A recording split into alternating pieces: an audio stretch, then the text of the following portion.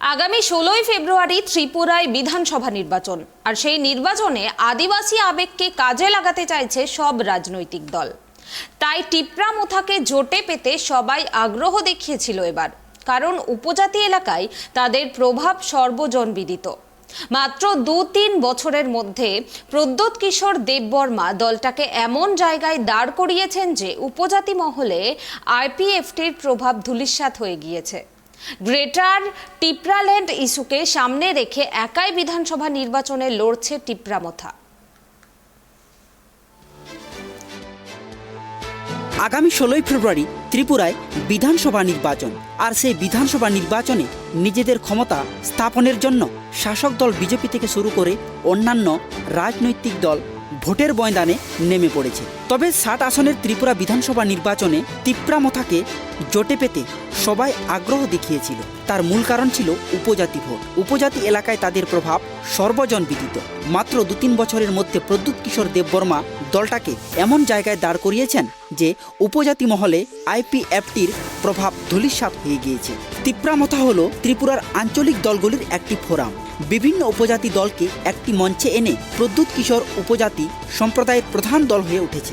আইটিএফটিকেও তারা প্রস্তাব দিয়েছিল টিপ্রা মোথার সঙ্গে মিশিয়ে দেওয়ার জন্য, কিন্তু আইটিএফটি সম্মতি হয়নি। উপজাতি মহলে জোট সঙ্গী আইপিএফটির সমর্থন তলানিতে পৌঁছে যাওয়ায় বিজেপি চেয়েছিল টিপ্রা মোথার সঙ্গে জোট করতে, কিন্তু টিপ্রা মোথা গ্রেটার টিপ্রাল্যান্ড নিয়ে লিখিত বিবৃতি না পাওয়ায় রাজি হয়নি বিজেপির জোটে। শেষে তারা একলা লড়াইয়ের সিদ্ধান্ত নিয়েছে।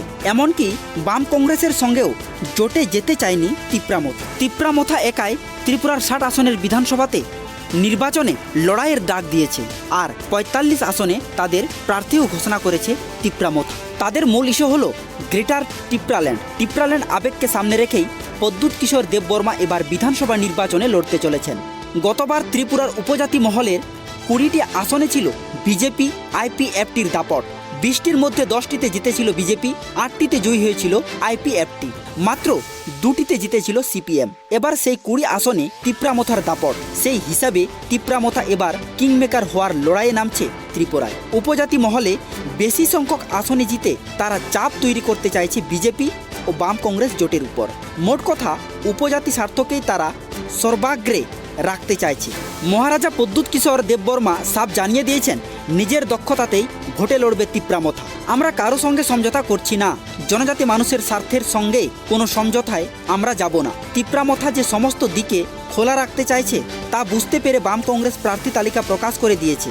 তৃণমূলও একাই প্রার্থী দিচ্ছে 60 আসনে। Bureau report, tribe TV.